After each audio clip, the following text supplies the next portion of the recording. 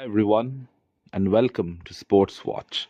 If you like the content, please press the bell icon for further notifications and like, share, and subscribe to the channel. For the most part, the UFC 305 press conference was just as bland as the fight card itself. It lacked characters. The very sight of Kai Kara France and Steve Erceg in the co-main event was reason enough to skip the main card. But it is even more depressing when you hear them speak. They just lacked any sort of intensity whatsoever. The whole press conference turned on its head when Dricus Duplessis pressed Israel Adesanya about his past. Adesanya said he was going to take the belt back home to Nigeria, to South Africa, and then back to New Zealand. That he is a child of the earth.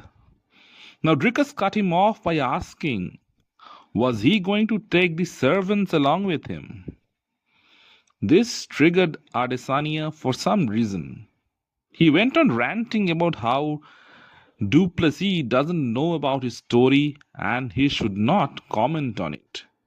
He went on about waking up early with his father and his mother working as a nurse, then proceeded to say how he had gone back to his country with the belt, taken off his shoe and connected with the people, while Dricus was trying to mean mug him.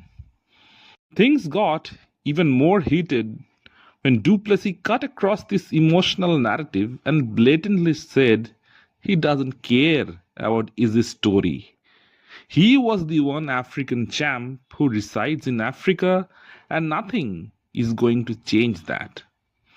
Then Izzy broke down in tears trying to psych himself up in front of his whole family, as if he had been made a victim and vowed to avenge everything on Sunday. And Dricus just smirked at him. Now, for those that don't know, Israel Adesanya comes from a wealthy family in Nigeria. He's the eldest of 5 children. They had servants in their house until he was 8. They took care of him. So, in a way, he was way more privileged than most other African fighters are. Then at the age of 10, he shifted to New Zealand with his family in search of a better future. Like his fellow Nigerian, Kamaru Usman, who had made his way to America. But Adesanya always projects himself as an African. But unlike Francis Ngannou, he never toiled so hard or lived the hard life of an African fighter. Ngannou's story is a miracle in itself. It's carved out of adversity. Adesanya's is not. So Dricus Duplessis was correct in saying that he was going to be the first champ from Africa who lives in Africa. Dricus resides and trains in Africa, unlike Izzy, Kamaru, and Francis. Somehow, that was disrespectful for Izzy.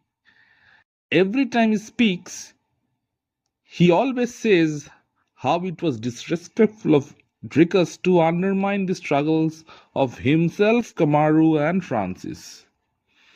The point to remember is Francis is the only one who struggled amongst the 3 of them.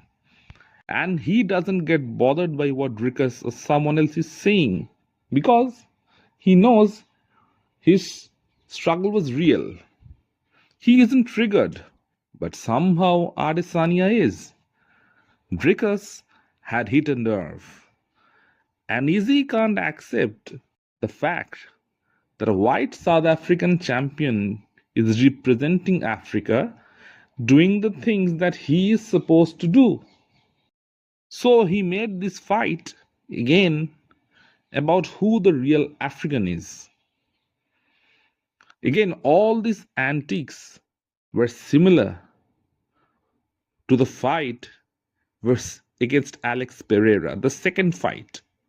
The only difference is Alex doesn't understand English and Dricus does. So he doesn't let Israel Adesanya control the narrative with his rambling. And at the end, Dricus remained calm while Israel was in tears.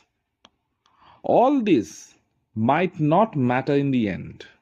He might knock Dricus out or vice versa.